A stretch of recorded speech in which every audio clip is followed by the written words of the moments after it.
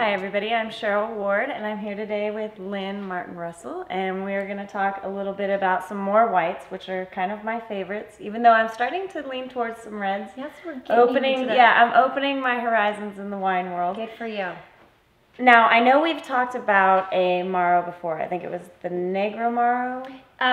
Yes, they're both the Gelso Moro is sort of the region. We've talked about the Negro Moro, and this one is the Chardonnay. So the labels are very similar, but they're obviously a red and a white, so they're very different. So this one is called the Gelso Moro Chardonnay. Now tell me a little bit about this wine and kind of the flavors. I know Chardonnays are a little more on like the appley side. And this one is exactly the same. It's going to be very very rich, but not, and it's got a little bit of bitterness to it, but nothing like you would find in California Chardonnays. It's very smooth with some layers of complexity, but just a really nice finish, and very lively and refreshing, which normally you don't find those combinations on all of that, but it's very nice. I think it's going to be a really nice wine for the spring and the summer. Now this is a different cork. This isn't. This is like a wax cork. It's like synthetic. So it's you know, it's funny. There's certain wine openers that work really well and not so well with synthetic. So you sort of have to be careful. But they do it to keep it, you know, to make it last longer, I guess you could say. Preserving it. Preserving. There you go. Now this is an Italian wine. Yes, this is an Italian wine. It's from the southern Italian region of Puglia.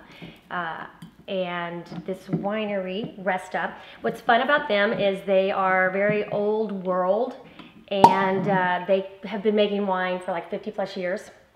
And they continue to sort of make it, they want it to sort of be that rustic, earthy this in the wine, and you really get that, but yet it's still very clean and nice to drink, but they don't want to, see if I can get the cork off. Here's something else about synthetic, it stays in there well. All right, but you'll find that with some of them, depending on the technology that they use, you'll get a little bit more or less of that earthy taste, you know what I mean? Right. And flavors as well as in the nose and the palate. So. Well, living in Austin, I would imagine you have, because I always see earthy people out there, you know, they're kind of the hippies. But you think about it, if you sit there and you talk about wines and you're just opening your mind to what you're drinking, instead of just, you know, drinking and talking, you're starting to taste everything that people are talking about. Well, that's what's so fun, is that you sort of get into that, and you sort of, there's so many different wine bars and things that they'll go out on a limb and carry something that's crazy, but people are interested in it. You know, you don't really find that out everywhere, so that's what's really nice. And the same with, you know, a lot of times an Italian Chardonnay, that's not what they're, you know, it's Pinot Grigio, you know, that they're going to go to. But if you open it, you're going to be able to find, wow, this is so nice, and you're allowed with a Chardonnay from Italy to go with a lot more things sometimes than possibly a California Chard would. Well, and Chef Shockley can tell us a little bit about what these would go with. And again, if you take a sip, it's wonderful. You get the apple in there. This is a little bit of a sweeter apple. You know, it's not as tart. It's kind of that first initial taste. It's more that green taste. apple, that Granny Smith type, where it's just a little bit more. Right.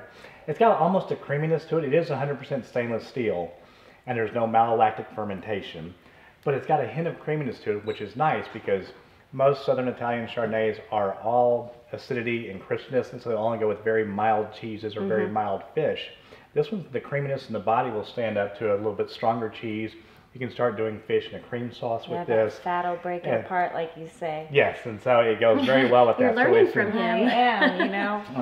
I've had my moments with the reds and chocolate. I'm like, chocolate's fatty and sugar and throw it back there. So this is very good wine. It's a great example of a Southern Italian Chardonnay that takes it to the next level.